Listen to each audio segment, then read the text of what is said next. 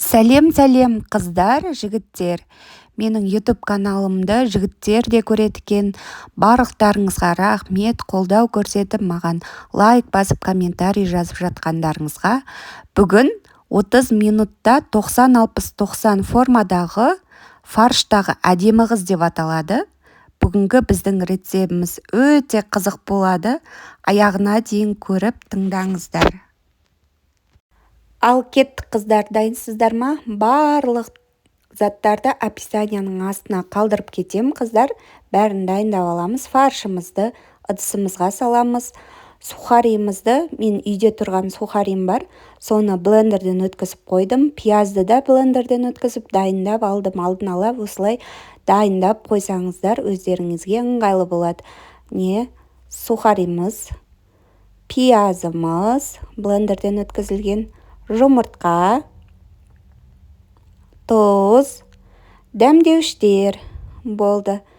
Енді бәрін сухарийімізді саламыз, пиязымызды саламыз, блендерден өткізілген, суы шығып күшті болып тұрады қыздар. Жұмыртқамызды саламыз, тұзымызды саламыз, дәмдеуіштерімізді саламыз. Бәрін жақсылап, күштілеп, бар күшімізді салып тұрып, әдемілеп араластырамыз.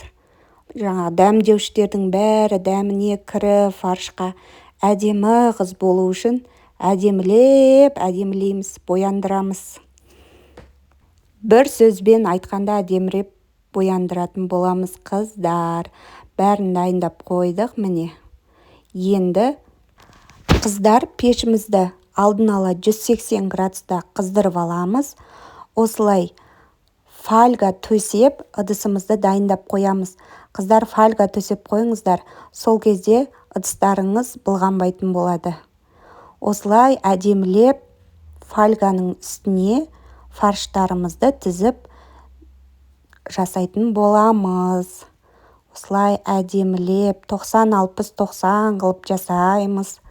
Жақсылап қыздар басып, жан-жағын әдемілейміз. Осылай бәрін тізіп шығамыз қыздар. Дайын фаршымыздың бәрін осылай тізіп шығамыз. Осы жерде басталады 90-60-90 дегеніміз. Міне іштерін кәдімгідей арықтатып, белдерін әдемі қылып жасаймыз. Пешке саламыз қыздар. Ал енді қыздар, гарнирін дайындайтын боламыз. Бүгін менде гарнирде пюре болады. Осылай суымызға картошкамызды жуып, аршып, турап, тұзымызды салып, жақсылап пісіріп алатын боламыз. Ал енді қыздар, сочный, мощный болатын соус дайындайтын боламыз. Ол үшін бізге көк пияз керек, укроп керек, басын кесіп алып тастаймыз, және бір дана чеснок керек. Соның бәрін ыдысқа салатын боламыз.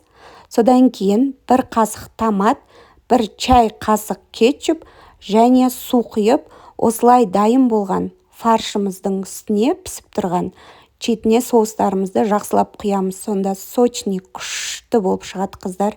Өте керемет, дайындап көріңіздер. Сіздерге ұнайды деген сенімдемін. Енді қыздар, пюреміз дайындайтын боламыз. Бір ас қасық май, жарты шыны сүт қосып, осылай жақсылап тұрып пюре жасап аламыз. Гарниріне өте керемет болады. Міне қыздар, күшті болып шықты. Енді қызды жақсылап киіндіреміз. 90-60-90 қызды үстіне жаңағыдай қызыл көйлегін кигізіп.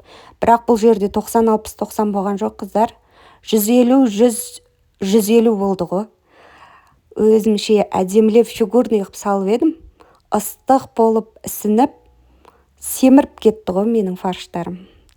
90-60-90 болмай қалды, семіріп кетті. Ыстықты көтер алмады. Сөйтіп әдемілеп бетіне сырды, дайындап қойған сырымыздың бәрін жақсылап үстіне қойып шығамыз. Сыры еріп, өте керемет болып, дәмді болып піседі қыздар. Жасап көріңіздер. Міне менің жасағанымды күштілеп видеоға түсірдім. Мынау піскен кезі күшті, сочный, күшті болды.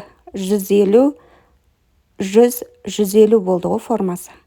Пюремен соусы да дайын тұр. Бөлек соус дайындамайсыздар. Ал мына жерде мен жолдасыма беріп жатқан кезім қандай дәмді болған. Күнде жасашы деді ғой. Күнде жаса, күнде жеймін деді ғой. Дәмді болған деді. Ал енді қыздар, жасап көріңіздер, ұнаса лайк басып, комментарий жазып, бөлісіп отырыңыздар. Рахмет, ас болсын.